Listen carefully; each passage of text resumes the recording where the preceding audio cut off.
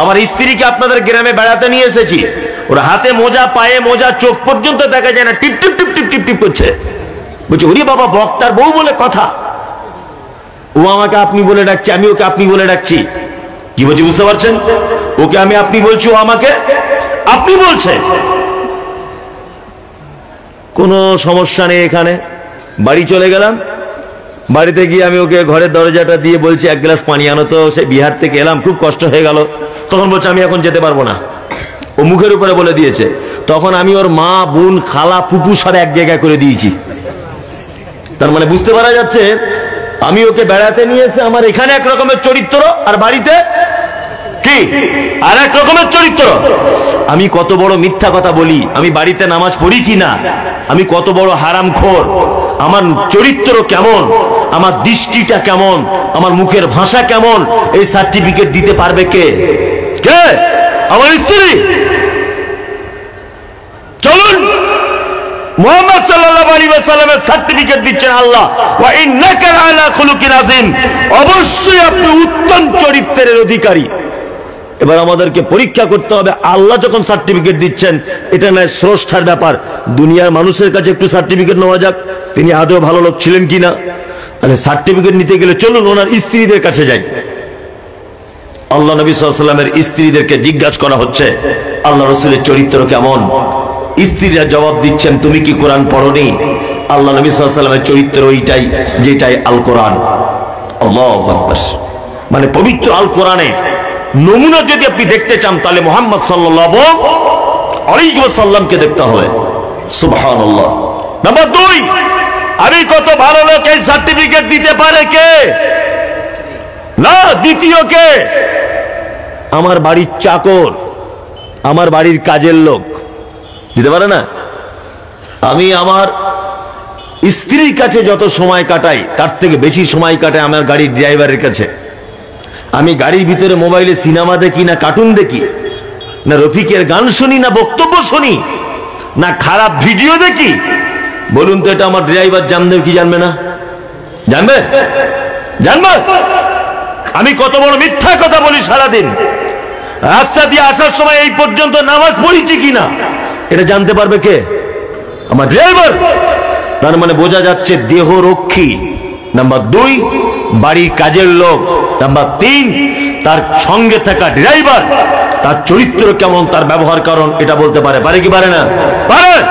চলুন মুহাম্মদ সাল্লাল্লাহু আলাইহি ওয়াসাল্লামের খাদেম, ওনাকে একবার জিজ্ঞাসা করা হোক আল্লাহ নবী সাল্লাল্লাহু আলাইহি ওয়াসাল্লামের চরিত্রটা কেমন। আনাস রাদিয়াল্লাহু তাআলা আনহু, নাম শুনেছেন? কে? আনাস রাদিয়াল্লাহু তাআলা আনহু। আল্লাহু আকবার। 10 বছর আল্লাহ রাসূল সাল্লাল্লাহু আলাইহি ওয়াসাল্লামের সেবা যত্ন করেছেন। কত বছর? 10 বছর। হযরত আনাস বলছেন, এই 10 বছরের ভিতরে আল্লাহ নবী সাল্লাল্লাহু আলাইহি ওয়াসাল্লাম আমাকে কোনো কথা বলেছেন, আমি সে কাজ করিনি।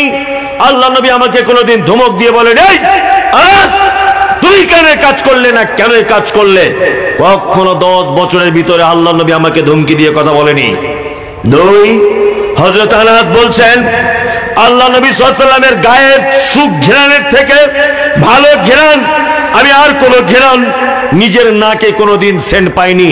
2 আল্লাহ নবীর মতো নরম হাত পৃথিবীর কোন পুরুষের হাত আমি আর দেখিনি। সার্টিফিকেট দিচ্ছেন বাড়ির একজন খাদেম, নাম হলো তার আনাস রাদিয়াল্লাহু তাআলা আনহু। তার মানে বোঝা যাচ্ছে অরিজিনালি তিনি উত্তম চরিত্রের কি অধিকারী ছিলেন। স্ত্রীদের কাছেও সার্টিফিকেট পেয়েছেন। 2 বাড়ির খাদেমের কাছে সার্টিফিকেট পাচ্ছেন যে তিনি ভালো। তবে বর্তমান কোন পুরুষ মানুষ নিজেকে যদি ভালো প্রমাণ যদি করতে চায় এবং তার স্ত্রীকে দিয়ে যদি এই সার্টিফিকেটটা নিতে চায়, আমার মনে হয় জীবনে কোনোদিন ওর বউ সার্টিফিকেট দিবে না।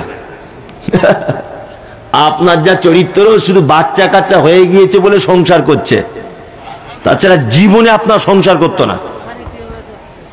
কি বলছি বুঝতে পারছেন তো? হ্যাঁ, আপনার যা ব্যবহার, আপনার যা চরিত্র, ও আপনার সংসারটাই করতো না। শুধু আপনার সংসারে টিকে আছে ওর বাচ্চা কাচ্চা হয়ে গিয়েছে বলে। আর ওদের কাছে সার্টিফিকেট পাওয়া বড় কি মুশকিল। তাই না? আমি যতই প্রধান বক্তা হয়, বাড়ি গেলে কিছু কথা বললে আমাকে ধমকি দেয়। কি ব্যাপার, আমি সব জায়গায় প্রধান বক্তা, তুই আমাকে ধমকি দিচ্ছিস? মনে মনে ভাবলাম যে আসলে ঘটনা ওটা নয়, ওর কাছে মন পাওয়া বড় মুশকিল। মুশকিল নয়, মুশকিল। ওর কাছে ভালো সার্টিফিকেট পাওয়া কি বড় মুশকিল। আমার মনে হয় পৃথিবীর সব থেকে কঠিন কাজ স্ত্রীর মন পাওয়া, তার কাছে ভালো প্রমাণ করা, তাই না? আপনি বাজার করতে যান তো মাঝে সাঝে, যান না? 30 বছর বিয়ে করেছেন, তা আপনার স্ত্রী বাজারে যাওয়ার সময় বলছে আমাকে জন্য একটু কাঁচা হলুদ আনিয়ে তো, কাঁচা হলুদ গায়ে মাখবো। কাঁচা হলুদ কিনে আপনার অভ্যাস নেই, তা আপনি বাজার করছেন, করতে করতে করতে করতে আল্লাহর কি কল, কাঁচা হলুদটা ভুলেই গেছে। বাড়ি আসবেন দেখবেন ও কিছুই বলবে না, আদা এনেছো, রসুন এনেছো, তেল এনেছো, মরিচ এনেছো, কিচ্ছু জিজ্ঞাসা করবে না। ও প্রথমেই বলবে, কি বলবে? কাঁচা হলুদ এনেছো। আস্তাগফিরুল্লাহ, মনে ছিল না গো। ও তখন একটাই কথা বলবে, কবে মনে থাকে? 30 বছরই তো ভুলে যাচ্ছ, অথচ আপনি জীবনে কোনোদিন ভুলেননি। দেখবেন এটা আপনার স্ত্রীর কাছে ওর মন পাওয়া বড় কি মুশকিল। আসলে ও নিজেও কোনোদিন সোজা রাস্তায় হাঁটে না, তা আপনি ওর মন পাবেন কি করে? একটা লোকের বউ হারিয়ে গেছে, স্বামী স্ত্রী দুজনে যাচ্ছিল, একটা নদী পার হতে হবে, নদীতে নামতে গিয়ে ওর বউটা হারিয়ে গেছে। কোথায় হারিয়েছে? না নদীর পানিতে। আর নদীর পানি এই আপনার বারহাড়ুয়ার দিকে যাচ্ছে, ধরে নেন পানিটা বারহাড়ুয়ার দিকে ছুটছে নদীর পানিটা, আর ওই লোকটা খুঁজছে কোন দিকে? কলকাতার দিকে। তা আর একটা লোককে জিজ্ঞেস করছে, ভাই কি ব্যাপার, তুমি নদীর পাড়ে পাড়ে ঘুরছো? বলছে, ভাই আর দুঃখের কথা বলো না, স্বামী স্ত্রী দুজনা মেয়ের বাড়ি যাচ্ছিলাম, সালা আমার বউ নদীতে পড়ে পানির স্রোতে কোন দিকে চলে গেল। তা বলছে, ভাই পানির স্রোত তো বারহাড়ুয়ার দিকে, তুমি কলকাতার দিকে যাচ্ছ কেন?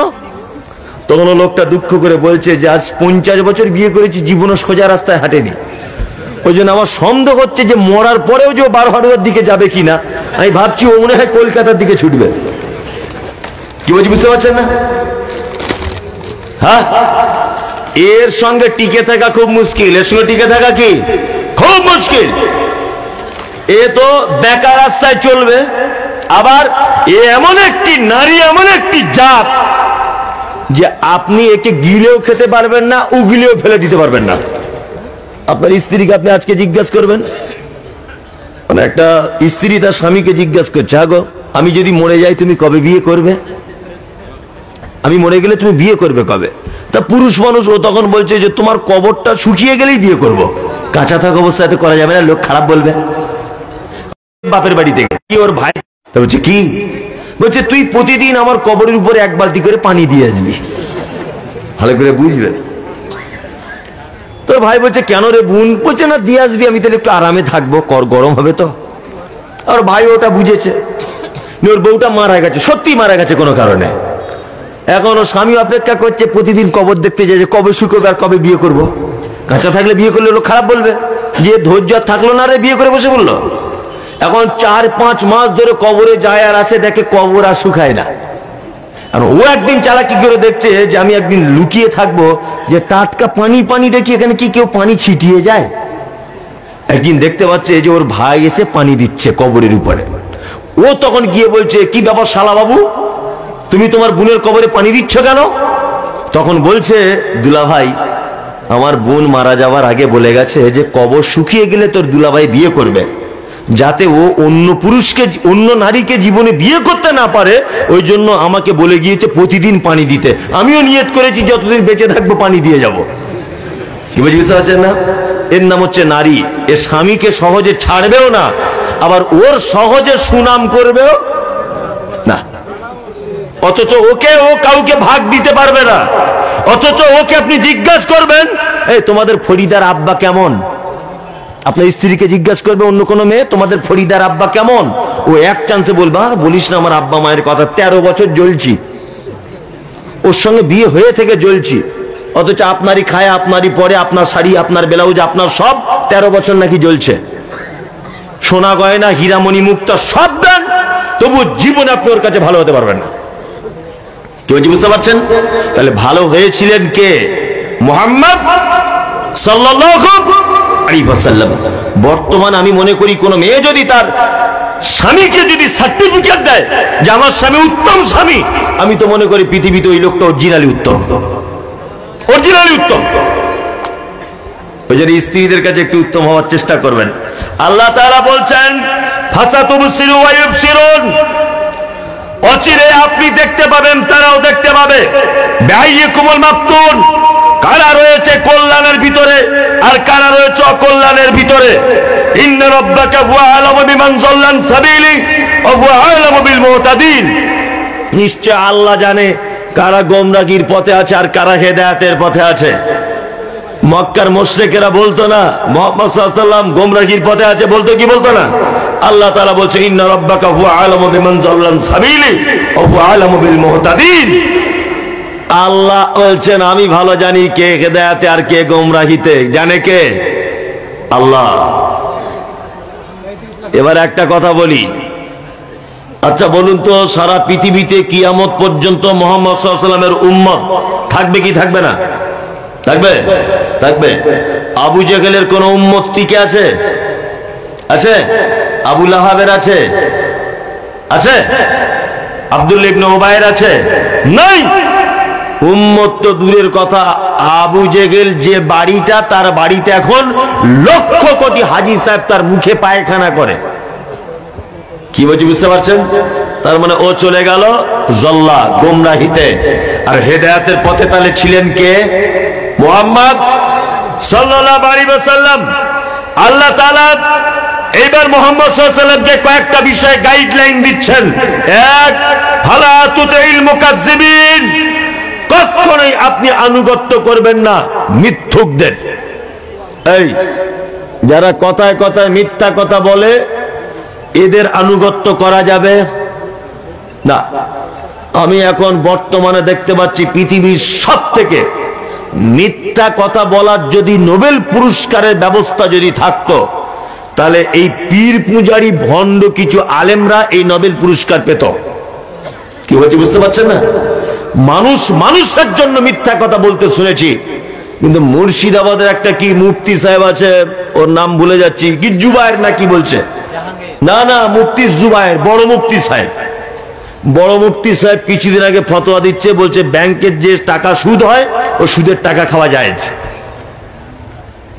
কি বলছি বুঝতে পারছেন? আপনাদের এই ঝাড়খণ্ডের, আমি ওর নাম করি না, জাহাঙ্গীর না কি বলছে, জাহাঙ্গীর, ওই জাহাঙ্গীরও বলছে ব্যাংকের যে টাকা সুদ হয় ওটা খাওয়া যায়। মিথ্যুক, মিথ্যুকে পৃথিবীতে যারা মিথ্যা কথার উপরে দাঁড়িয়ে আছে, আল্লাহ তাআলা বলছেন ফালা তুতিল মুকাজ্জিবিন, কখনো আপনি মিথ্যুকদের আনুগত্য করবেন না, যেই মিথ্যুক হোক। কত বড় মিথ্যাবাদী! বক্তব্য দিতে আসছে হুজুর, বক্তব্য দিচ্ছে কি বলছে, আব্দুল কাদের জেলানী মায়ের পেট থেকে কোরআনের হাফেজ হয়েছিল। মিথ্যা কথা। দুই, বক্তব্য দিতে তিনি বলছেন যে আব্দুল কাদের জেলানী মায়ের পেটের ভিতরে ছিলেন। ওনাদের দরজা একটা ভিখারি চলে এলো, এই ভিখারিটা এসে বলছে আমাকে কিছু ভিক্ষা দাও। আব্দুল কাদের জেলানী দেখছেন ভিখারিটা বদমায়েশ, আমার মায়ের সঙ্গে উল্টো পাল্টা কাজে লিপ্ত হতে পারে, এই জন্য পেট থেকে বার হয়ে লোকটাকে হত্যা করে দিয়ে আবার পেটের ভিতরে ঢুকে গেল। না, মিথ্যা কথা। আল্লাহু আকবার। বক্তব্য রাখছেন, কি বক্তব্য রাখছেন? বলছে ইমাম আবু হানিফা ৯৭,০০০ বার নিজের চোখে আল্লাহকে দেখেছেন। এসব কি মানা যায়? আল্লাহু আকবার। দেখুন আপনাকে বলি মিথ্যা কথা কেমন করে বলছে। বলছে ইমাম আবু হানিফা রমজান মাসে কাবাতে তারাবি পড়তেন, এক এক রেকাতে এক এক বার কোরআন খতম করতেন। বক্তব্য এটা হুজুরের, এই মুফতি সাহেবদের। বলছে আবার কেমন করে? বলছে একটা পায়ে দাঁড়িয়ে এক খতম দিতেন, আর একটা পায়ে দাঁড়িয়ে আর এক খতম দিতেন। পাবলিক তখন বলছে নারে তাকবীর, আল্লাহু আকবার। এই হচ্ছে বক্তব্য। আল্লাহ তাআলা বলছেন ফালা তুতিল মুকাজ্জিবিন, কখনোই আনুগত্য করবেন না যারা মিথ্যা কথা বলে। নিজের জন্য মিথ্যা কথা বলুক, আর দুনিয়াবি মিথ্যা কথা বলুক, আর দ্বীনের জন্য মিথ্যা কথা বলুক। সব থেকে বড় ক্ষতিকর কোন ক্ষতিকর? দ্বীনের ব্যাপারে যারা মিথ্যার উপরে দাঁড়িয়ে থাকে, তারা সব থেকে বড় ক্ষতি করেছে। আর একটা মজার কথা বলে দিই আপনাদের। মজার কথা কি? যখন মিথ্যা কথাগুলো বলছে না হুজুর, আর আপনি যখন যাচাই বাছাই করার জন্য হুজুরকে জিজ্ঞাসা করছেন, হুজুর আপনি এই যে কথাটা বলছেন এর কোনো দলিল আছে?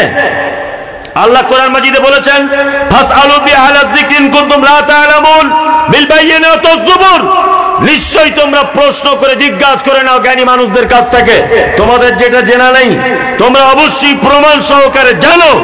আল্লাহ সুবহানাহু ওয়া তাআলা জানার কথা বলেছেন। আপনি এই আয়াতের দিকে লক্ষ্য রেখে যখন কোনো আলেম ওলামার কাছে জানতে যাচ্ছেন না, তখন হুজুর আপনাকে প্রথম জিজ্ঞাসা করছে তুমি কি করো, কি করো তুমি? বলছে হুজুর আমি জেনারেল শিক্ষিত ছেলে। তখন হুজুর ধুমকি দিয়ে বলছে তোর বেটা বিয়াদব কোথাকার, জেনারেল শিক্ষিত ছেলে, তুমি হাদিস কোরআন কি বুঝো, বাড়ি যাও। তার মানে ও ভয় আর কিছু জানার চেষ্টা করলো